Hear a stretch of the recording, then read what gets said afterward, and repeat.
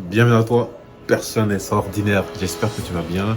Je me remets petit à petit de ma maladie. J'étais malade ces temps-ci et c'était vraiment le bordel ces temps-ci. Plus la maladie, plus plein de choses qui se passent dans ma vie perso. Voilà, je reviens. Je reviens un peu parce que ces derniers temps c'était hard. Et en plus, tu rajoutes ça, je crois que j'ai la grippe. Du coup, ça n'arrange pas.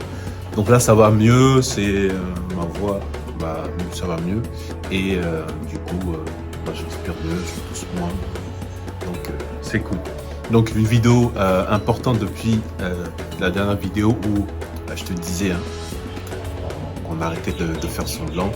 Et cette vidéo, c'est la continuité où je vais t'expliquer à peu près qui est Rafiki exactement.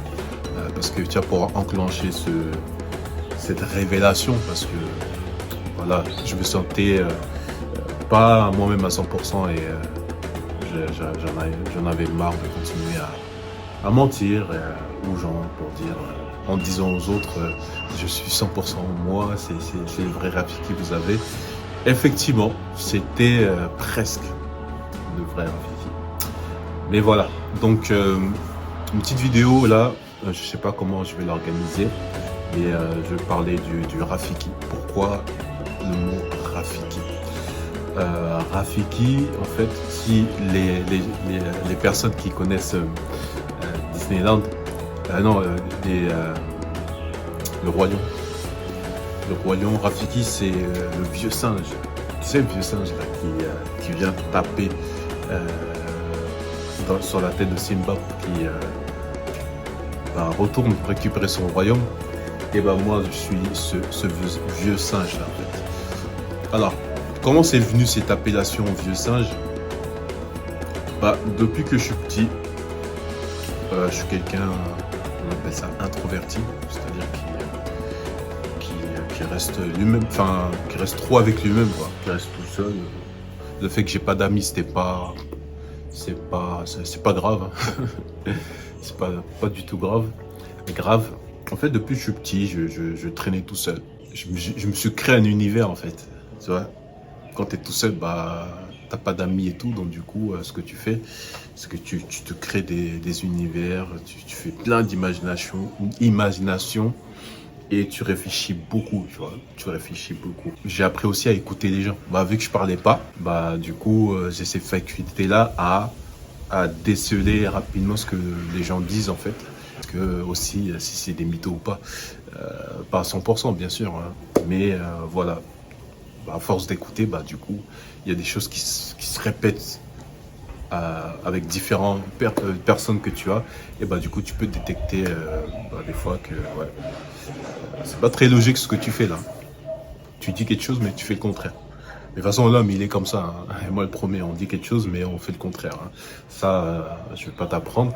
Mais c'est ça. C'est le petit qui traînait avec lui-même et qui donnait pitié aux gens. Parce que quand je dis pitié aux gens, il y avait des membres de ma famille, comme ils me voyaient, j'étais dans mon coin. J'ai une tête qui fait pitié en fait. Tu vois, naturellement, j'ai une tête qui fait pitié. Dès que tu me vois, des fois, j'ai une tête normale. T'as l'impression que je suis pas bien. T'as l'impression que, je sais pas, je suis fâché ou je suis triste. Alors que pas du tout. C'est mon visage comme ça, tu vois. Et du coup, quand j'étais enfant, les gens de ma famille ils avaient pitié de moi parce qu'ils avaient l'impression que j'étais, je sais pas. Après, moi, qu'ils pensaient que j'étais peut-être un enfant battu, un enfant malheureux, alors que non, j'étais pas battu. Ma mère nous a très bien éduqués. Sauf les coups de fouet, t'en as, donc on fait des conneries, mais c'est pas ça. Dans le sens où maltraitance, tout ça, non, on n'est pas du tout dessus. Mais peut-être un enfant, on va dire, incompris parce que voilà, c'est pas facile pour les personnes qui sont autour de moi de traîner avec quelqu'un qui parle pas. Là, je vous parle sur YouTube, mais en réalité, j'ai fait grave des efforts depuis ces années-là, tu vois. Donc je parle pas à la base. À la base, franchement, tu restes à côté de moi, tu as envie de partir, quoi, parce que j'ai aucune discussion. Euh, Plein de fois, hein. Ma famille, j'étais dégoûté dans certaines situations, bien sûr, où voilà, on est là, il y a des gens qui viennent et le gars, il participe même pas, tu vois. Donc, je pense que ça a touché des gens de ma famille par rapport à ça. Mais après, toi, tu grandis comme ça, tu vois. Enfin, pour moi, c'était, je sais pas, c'était normal, quoi. C'était normal. Après, tu grandis, bah, tu commences à te sociabiliser. C'est-à-dire que je parle un peu plus, je fais des trucs qui me sortent de ma zone de confort. Bah, au fur et à mesure, voilà, je me sociabilise. J'essaye d'être comme tout le monde. Donc, je fais beaucoup d'efforts. Efforts qui payent aussi parce qu'aujourd'hui, je te parle. Tu vois. Aujourd'hui, je te parle ouvertement. Après, peut-être YouTube, c'est le format qui me convient parce que j'étais toujours attiré par tout ce qui est un peu cinéma, la réalisation, tu vois, le film, tout ça. Donc c'est pour ça, naturellement, peut-être là, avec ce format, c'est un kiff. Je le fais parce que je kiffe ce format-là. Mais voilà, j'ai grandi comme ça. J'ai grandi aussi avec la confiance.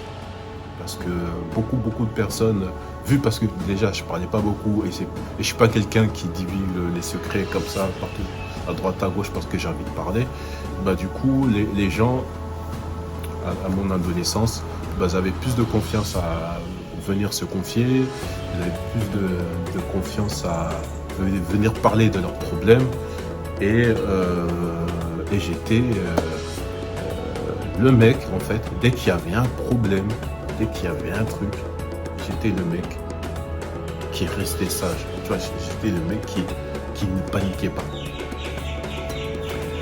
Et là, bah, au fur et à mesure, bah, tes potes et tes amis, hein, enfin, les gens de la famille, bah, du coup, ils te disent, ouais, mais il garde trop bien son froid, il est sage. En plus, dès que tu parles, je parle pas pour rien dire. J'aime pas parler pour rien dire. J'aime bien parler, vas-y, on avance, quoi. Et je suis trop sérieux, tu vois. Ça, c'est mon défaut, je suis trop sérieux. Et des fois, bah, t'as l'impression que bah, on peut jamais rigoler avec moi. Alors que, alors que je kiffe rigoler, en réalité. Je kiffe rigoler, hein. Je kiffe, hein. Là, dans mon petit coin, là, des fois, bah, quand je finis le taf, je me prends un petit 5 minutes, je vais sur YouTube, je mets Ahmed Silla ou un truc marrant, tu vois, un truc pour rigoler. Et là, vas-y, c'est mon moment où je tape des barres, tu vois. Donc peut-être, pourquoi pas, peut-être, est-ce que tu as honte de rigoler en public, tu as honte de rigoler devant les gens? Ça, effectivement, ça, pour quelqu'un qui est à la base timide, c'est pas quelque chose voilà, qui le fait naturellement. Donc après, de toute façon, ces dernières années, comme j'ai dit, je me suis sociabilisé. Donc du coup, rigoler avec les gens et tout. Et un peu plus, hein, bien sûr. Parce que quand moi je prends quelque chose au sérieux, c'est pas agréable, on va dire, de vivre avec moi parce que je suis trop sérieux. Je suis trop sérieux. Limite, j'ai pas le temps pour moi, hein, j'ai pas le temps de faire des futilités. Tout ce qui m'empêche voilà, d'aller dans le projet, dans la chose, dans la tâche sérieuse que je vais accomplir, bah du coup ça m'énerve, ça m'énerve. Clairement, ça m'énerve juste parce que je sais pas, je suis un mec trop, peut-être, sérieux, alors que j'aime bien aussi rigoler, j'aime bien aussi avoir des moments, tu tapes des barres, tu tapes des barres. Et j'aime bien rigoler dans des moments comme ça, où il y a des grosses journées, tout ça, prendre 10 minutes, aller sur YouTube et mettre un truc marrant, tu vois. Et là, je kiffe. Je kiffe. Donc, au fur et à mesure, on monte l'adolescence, on avance. Bah, du coup, t'as cette confiance qui grandit, qui donne un peu plus de responsabilité parce que tu te maries et que tu te lances aussi en parallèle dans l'entrepreneuriat. Et du coup, ça fait ça consolide en fait ce Rafiki. En plus, surtout avec l'entrepreneuriat et ce que je fais, hein, parce que j'ai des centres de formation que j'ai mis en place. Et bah, du coup, on aide beaucoup de personnes. Et du coup, ce conseil, entre guillemets, ce guide, ouais, voilà, allez, tu peux le faire. Euh, Bah, utilise ton plein potentiel. Tu vois, toute cette motivation que je peux amener aux gens. Et bah, du coup, ça c'est vraiment bien accentué. Et ça, je kiffe parce que le vieux singe, on me disait vieux singe, mais je le savais en moi, mais je le refoulais. J'ai dit non, non, non, toi, t'es pas un vieux singe, toi. T'es quoi, toi? Vieux singe, c'est pour les gens qui sont vieux, tu vois, qui ils ont de l'expérience, ils ont de la maturité. Mais toi, tu viens commencer ta vie, de quel droit tu vas commencer à donner des conseils ou des idées à des personnes parfois, ce qui m'est arrivé, c'est ça, plus grandes que moi. Et bah, du coup, ça continue, ça s'accentue. Mais bah, je kiffe, hein, parce que on coach des entrepreneurs. J'ai mon programme de mentorat qui était là, où j'accompagnais, je débloquais. En fait, ce qui est bien quand je kiffe ces moments-là, là où je suis en train de coacher ou mentorer une personne, c'est j'arrive à 80% du temps à faire passer à l'action la personne, tu vois, voire 90. C'est pas tout le temps parce que là, bah, tu peux pas les faire à leur place, hein. Mais j'avais cette capacité-là à faire passer à l'action les gens. Et ça, je me dis, c'est énorme parce que la portée du projet que j'ai en moi, tu vois, je me dis que si je l'utilise bien sûr, et ben ça peut construire un truc incroyable. Incroyable. Et du coup, moi, ce que j'aime bien, c'est que bah, dès que je dis quelque chose, j'essaye au plus que cette chose-là, en fait, je l'ai expérimentée. Soit je l'ai expérimenté, soit j'ai très peu d'amis. Soit j'ai un petit réseau de personnes très restreint qui ont eu cette expérience-là et que je peux bénéficier parce que j'ai cette confiance-là, parce que la confiance, elle est là, tu vois.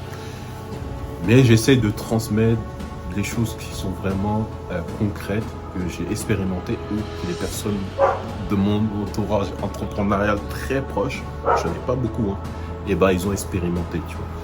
Et c'est ça la force que j'ai eue ces dernières années avec le business de centre de formation. Ça a été vraiment une grosse expérience. Beaucoup de hauts, beaucoup de bas, mais après voilà, c'est l'entrepreneuriat. Même là, voilà, en ce moment, comme j'ai expliqué dans la dernière vidéo, je rentre dans un gros bas où on doit mettre tout à plat, tu vois, essayer de bien repartir et bien reconstruire.